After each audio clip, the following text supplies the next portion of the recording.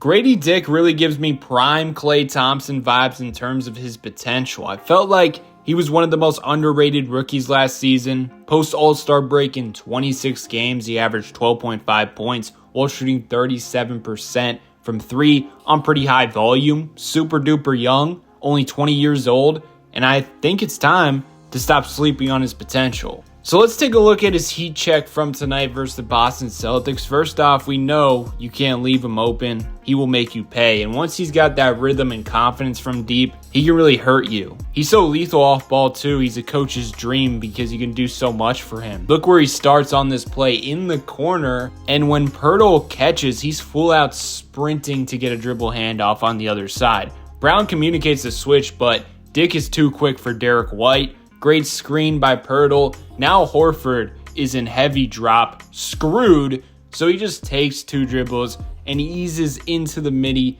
Beautiful play right there. And these next 2 plays are the type of confidence you want to see from him moving forward. I mean, this is some Klay Thompson irrational type of shot selection. Raptors early offense off a miss. He catches closer to the logo than the 3-point line with 19 seconds on the shot clock. He does not care. Before he even catches, you can tell he knows he's shooting the 3 ball. Why do I say that? Well, just look at him. No hesitation, right into that beautiful jumper. And again, only a minute later, he's running off a dribble handoff, not wasting any time, pretty contested as well, and he could care less. That's a confident play. And there are a few things I want to go over on why I enjoy this play so much.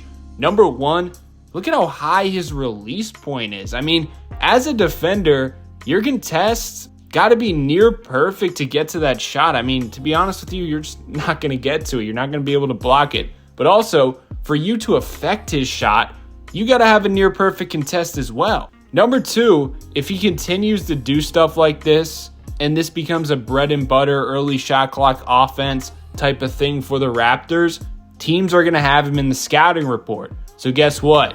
Instead of Derek White kind of being sleepy over there when Dick is 2 passes away, he's going to be glued onto him and paying more attention to him than somebody else and opening up the floor. He has potential to have crazy off-ball gravity because that's how good of a shooter he is, which is huge next to star players such as Scotty Barnes.